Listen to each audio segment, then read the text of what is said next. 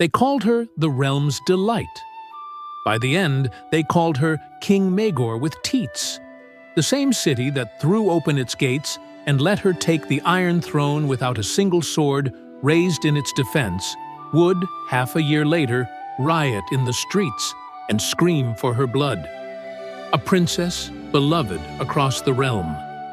A queen despised in her own capital. In the space of months.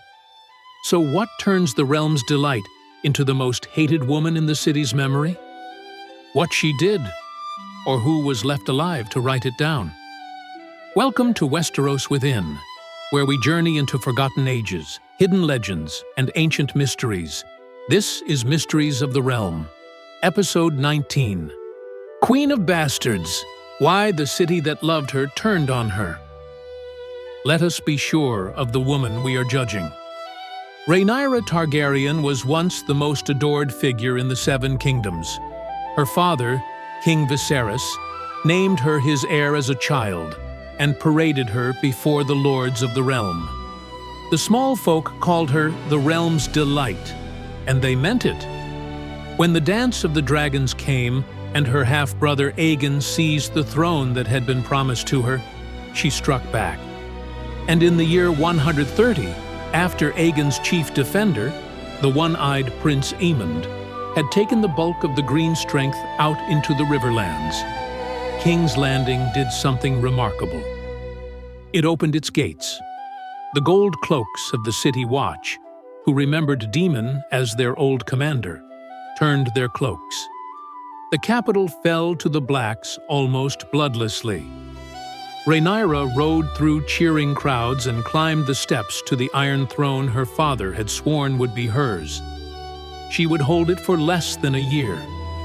History remembers her with a sneer as the half-year queen, because somewhere in those few short months, the cheering stopped. The city that welcomed her came to loathe her so completely that when the end came, the small folk themselves rose up, not for Aegon, but against her. And the name they left her with was a curse, King Maegor with teats, a comparison to the cruelest tyrant in Targaryen history. So here is the mystery. How did it happen? How does a queen go from the realm's delight to King Maegor with teats in half a year? There are two ways to read it, and they could not be more opposed. The first is that she earned every ounce of it. That given power at last, Rhaenyra revealed herself as exactly the tyrant her enemies always claimed. The second is that she was a queen set up to fail, and then slandered by the men who beat her, broke, besieged, and judged by a standard no king of her age was ever held to. Let us weigh them. Because the truth, I suspect, is buried under 300 years of men who had reasons to lie. Start with the case against her, the tyrant. And it is not a weak case. It is built from things the histories agree actually happened. When Rhaenyra took the city, she did not rule gently. She ordered executions for treason. Lord Otto Hightower, the old hand who had schemed against her for decades, lost his head. So did the hardline Green Lord Jasper Wild, called Ironrod. Her enemies, perhaps, had it coming. But then there are Lords Roseby and Stokeworth. These two had bent the knee to Aegon, and now, with the city in Rhaenyra's hands, they came to switch back to her side. She did not take them. She called them faithless friends, and she had them killed. Sit with what that means. She executed men who were trying to surrender to her. A queen, secure in her power, pardons the men crawling back. A frightened ruler kills them, and every lord still sitting on the fence was watching. And the people? The people felt her reign in their purses. The crown was at war, and war is paid for in coin Rhaenyra did not have. So her master of coin, Lord Bartimos Celtigar, reached into the city. By the accounts that survive, the taxes on wine and ale were doubled. The port fees were tripled. Every shopkeeper was charged a fee, simply to keep his door open. And these levies did not hold steady. They climbed, the chroniclers say, day by day. So picture the city. Heads rotting on spikes above the gates. Taxes rising every morning.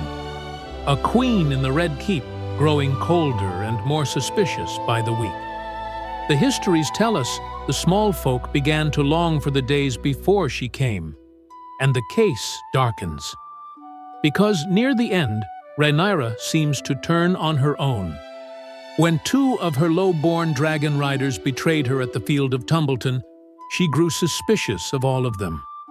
She ordered one of her own riders, a woman named Nettles, not arrested, but executed. Persuaded by whispers that the girl had used dark sorcery to bind her dragon and seduce a prince. And she moved against the family of her own hand, the sea snake, Lord Corlys Velaryon, throwing him in a cell. That single act of paranoia cost her the Velaryon fleet, the most powerful navy in the realm, gone at the worst possible moment. That is the tyrant case. Executions of men who tried to yield, ruinous taxes, paranoia that destroyed her own alliances. And if that were all we had, the verdict would be simple. But it is not all we have. Because now turn the picture over and look at the same 6 months from the other side. Start with the money, the thing that broke her with the common people. Rhaenyra raised those brutal taxes. True, but why was the treasury empty in the first place? It was empty because the Greens had emptied it. Before the city fell, Aegon's people had taken the better part of the royal treasure, by some accounts 3/4 of it, and shipped it out of King's Landing, scattered and hidden. Rhaenyra climbed onto the Iron Throne and found the vaults beneath her bear. This is why she had the Greens' own master of coin, Tywin Lannister, put to torture, not for cruelty's sake, but to find the gold that had vanished. So the ruinous taxes look different now. A queen inherits an empty treasury, in the middle of a war she did not start, in a city she must feed and defend. Where exactly was the coin to come from? Her enemies looted the vault, and then history blamed her for the bill. Then there is the name itself. King Maegor with teats. Listen to it again. Not King Maegor. King Maegor with teats. The insult is not really about cruelty. It is about the teats. About a woman daring to sit a throne men believed was theirs. Half of that curse is simply that she was a queen at all. We do not know what they would have called a king who did the same things, because no king of that age was ever measured the way she was. And the cruelest detail of all, the queen of bastards. Her enemies mocked her for raising low-born men, dragon seeds, to ride the riderless dragons. But think about what that actually was. Desperate for riders in a war for survival, she opened the most exclusive bloodline in the world to commoners, and let blacksmiths' sons and potboys fly to war on dragons. From one angle, that is the most damning snobbery turned against her.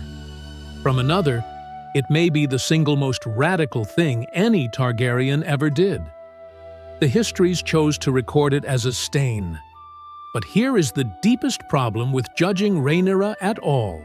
And it is the thing this whole investigation turns on. We do not have her side. We never did.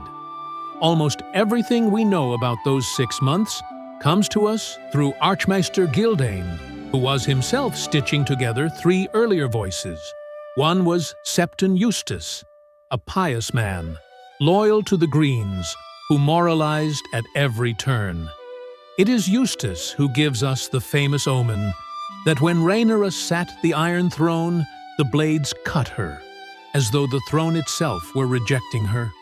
A beautiful, damning image, and exactly the kind of thing a hostile septon invents to tell you the gods had taken a side. The second voice was Mushroom, the dwarf fool, whose accounts drip with mockery and filth, and who never met a great woman he did not reduce to a grotesque. These are the witnesses: a green partisan and a jester. The men telling us Rhaenyra was a monster are, almost to a one, the men who needed her to be a monster. So that is the second theory. Not a tyrant, but a broke and cornered queen, holding a hostile city in a losing war, judged by enemies, slandered by partisans, and condemned for being a woman who reached too high. And yet, even this cannot fully save her. Because the empty treasury does not explain Rosby and Stokeworth. Misogyny does not explain ordering Nettles's death, or jailing the one ally whose fleet she could not afford to lose.